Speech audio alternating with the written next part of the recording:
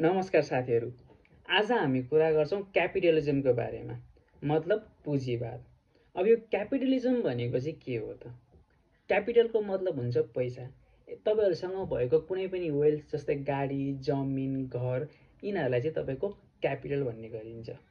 Simple तरिकामा क्यापिटलिजमको definition चाहिँ हामीले यसरी भन्न सक्छौं।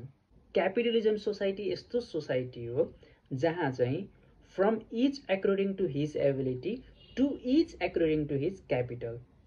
मतलब यस्तो सोसाइटी जहाँ चाहिँ मान्छेहरूले आफ्नो क्षमता अनुसार काम गर्छन्, तर रिटर्नमा चाहिँ उनीहरूले आफ्नो क्यापिटल अनुसारको मात्र प्रफिट पाउँछन्। मतलब जसको धेरै क्यापिटल छ उसैले नै धेरै प्रफिट पाउने गर्दछ।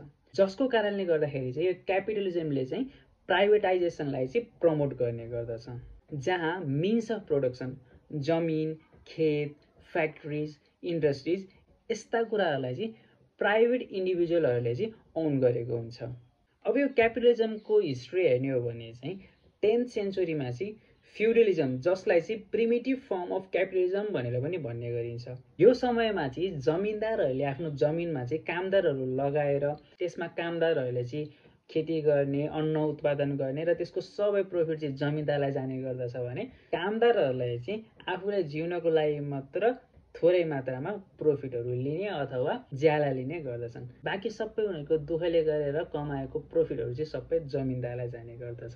उदाहरणकै लागि अहिलेकै मोडर्न जमानामा पनि हामी कुनै कम्पनीहरूमा काम गर्छौँ, त्यसमा चाहिँ अब हामीले कुनै पनि सेक्टरहरूमा काम गरेर कम्पनीलाई चाहिँ प्रफिट दिलाइरहेका हुन्छौँ भने त्यो प्रफिटको चाहिँ हामीले कुनै पनि हिसाब आउँदैन, जसमा चाहिँ अब त्यो कम्पनीको ओनरहरूले हामीलाई स्यालेरी दिने गर्दछन्। हो, अब पहिलाको जस्तो चाहिँ एक्सप्लोइटेसन चाहिँ हुँदैन, जसमा चाहिँ आफूले काम गरेको बापत चाहिँ अब सरकारको नियम अनुसार चाहिँ हामीले पैसा चाहिँ पाउँछौँ, तर म्याक्सिमम प्रफिट चाहिँ ओनरले पाउने गर्दछ।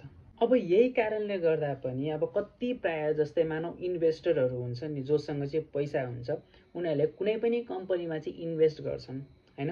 उनीहरूलाई त्यो कम्पनीमा चाहिँ कसरी चाहिँ प्रोडक्सनहरू हुन्छ, कसरी कामहरू हुन्छ भन्ने कुरा चाहिँ केही पनि थाहा हुँदैन, तर इन्भेस्टको थ्रुबाट अब त्यो कम्पनीबाट कमाएको प्रफिट चाहिँ उनीहरूले पाउने गर्दछन्। त्यसैले भन्ने गरिन्छ नि, मनीले चाहिँ मनी नै बनाउँछ भनेर के, मतलब जोसँग पैसा छ उसैले मात्र पैसा कमाउन सक्छ भनेर भन्ने गरिन्छ। अब यो क्यापिटलिजमहरू सुरु भए सँगसँगै चाहिँ यसमा के भन्ने गरेको थियो भने, जसमा चाहिँ सरकारले कुनै किसिमको पनि हस्तक्षेप गर्न नपाउने फ्री मार्केट अनि कम्पिटिसनको कुराहरू चाहिँ ल्याइएको थियो। तर बिस्तारै पछि गएर चाहिँ धेरै कम्पनीहरूले चाहिँ यसको के फाइदा उठायो भने आफ्नै मोनोपोलीहरू चलाउन थाले। अब यसको बारेमा चाहिँ अब हामीले 19th सेन्चुरीदेखि लिएर धेरै कुराहरू भएको कुराहरू चाहिँ हामीले यसलाई कोट्याएर हेर्नुपर्ने हुन्छ। यदि त्यो बारेमा तपाईँहरूलाई जान्न चाहनुहुन्छ भने चाहिँ म अर्को भिडियो बनाउँछु। यदि जान्न चाहनुहुन्छ भने चाहिँ कमेन्ट गरिदिनु होला। अहिलेको लागि चाहिँ क्यापिटलिजमको बारेमा यति मात्र बेसिक कुराहरू म हजुरलाई सेयर गर्छु। यदि यस बारेमा अझै कुरा जान्न चाहनुहुन्छ भने पछि गएर चाहिँ म कम्युनिजमको बारेमा पनि भिडियो बनाउँछु, जसमा चाहिँ ठिक क्यापिटलिजमको उल्टो चाहिँ कम्युनिजम हुन्छ, जसमा चाहिँ म्याक्सिमम सरकारको थ्रुबाट काम हुन्छ। त्यसै गरी क्यापिटलिजममा चाहिँ जोसँग पैसा छ उसैसँग मात्र पैसा हुन्छ। आजको लागि यति नै। यदि भिडियो मन परेको छ भने लाइक गरिदिनु होला, च्यानललाई सब्स्क्राइब पनि गरिदिनु होला। धन्यवाद। जनहितमा जारी।